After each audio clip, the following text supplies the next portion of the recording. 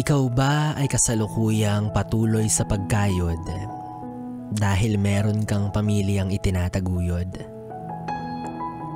Alam mo, bilib ako sa'yo. Kasi kahit nahihirapan ka na, nagpapatuloy ka. Iba rin talaga kapag inspirasyon ng pamilya. Kahit anong hirap, kinakaya. Hiling ko lang na sana wag kang magsawa kasi kailangan ka pa nila. Alam ko madalas napapagod ka lalo na kapag dumadating yung mga pagkakataon na halos paubos ka na at hindi mo na alam kung saan makakakubra ng kahit man lang onting pang sobra. Minsan, mas pinapabigat pa ito ng mga hindi inaasahang pangyayari. Gaya na lamang ng mga biglaang emergency kung saan hindi ka ready. Sumabay pa man din sa mga buwanang bayarin. Walang ibang aasahan. Walang ibang tatakbuhan. Walang ibang makakapitan. Kasi alam mong ikaw lang ang nakikita nilang makakahanap ng paraan. Gayunpaman, hindi mo magagawang sila ay pabayaan. Ang pera kinikita yan. Pero ang mahal sa buhay, hindi napapalitan.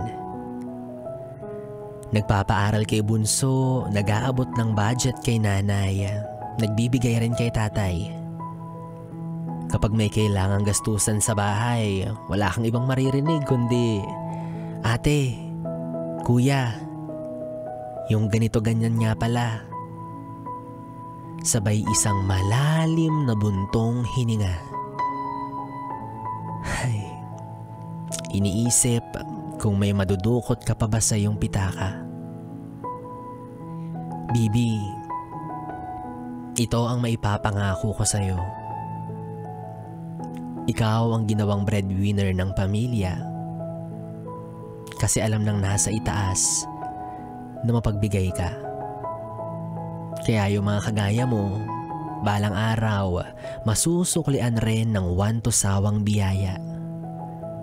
Kasi kahit napapagod at nahihirapan ka na, hindi ka kailanman naging pabaya.